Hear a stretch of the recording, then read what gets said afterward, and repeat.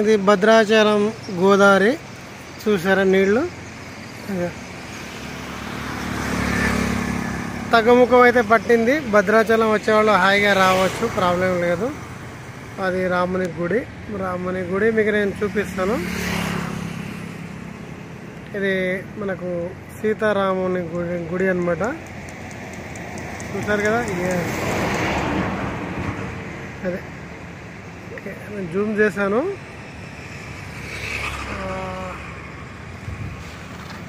వచ్చేస్తున్నారు జనాలు, అంటే అటు ఇటు వెళ్తున్నారు. చూసారా ఫ్లోటింగ్ ఎలా ఉంది. ఈ బ్రిడ్జ్ ఏమో మనం పాలవంచ నుంచి భద్రాచలం వచ్చేది అనమాట. కొత్త బ్రిడ్జ్, ఇది కొత్త కన్స్ట్రక్షన్ అయింది.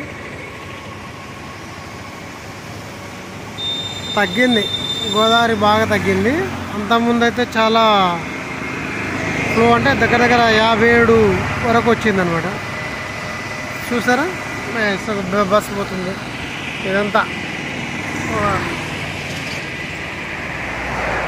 కొన్ని ముంపు గ్రామాలు ఏమవుతుందంటే అటు లోపలికి అనేది వెళ్తూ ఉంటుంది, అటు మొత్తం మునిగిపోతూ ఉంటుంది. ఇది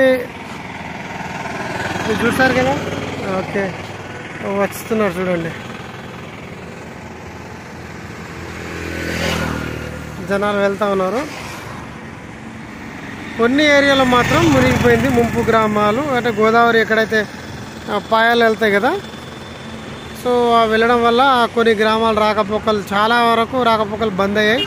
ఇంకా కొన్ని గ్రామాలు అయితే ఇంకా రాకపోకలు బంద్ అయి ఉంది. ఓకే, మీ కొరకు ఎవరైనా భద్రాచలం వచ్చేవాళ్ళు హాయిగా రావచ్చు, ప్రాబ్లం ఏం లేదు. మన రాముని గుడి దర్శించుకోవచ్చు హాయిగా, ప్రాబ్లం ఏం లేదు. సో ఇదన్నమాట. ఓకే, రామ్స్ స్మార్ట్ బ్లాగ్ నా యూట్యూబ్ ఛానల్ సబ్స్క్రైబ్ చేయండి ఫ్రెండ్స్. చేసిన వాళ్ళందరికీ ధన్యం. Thank you so much.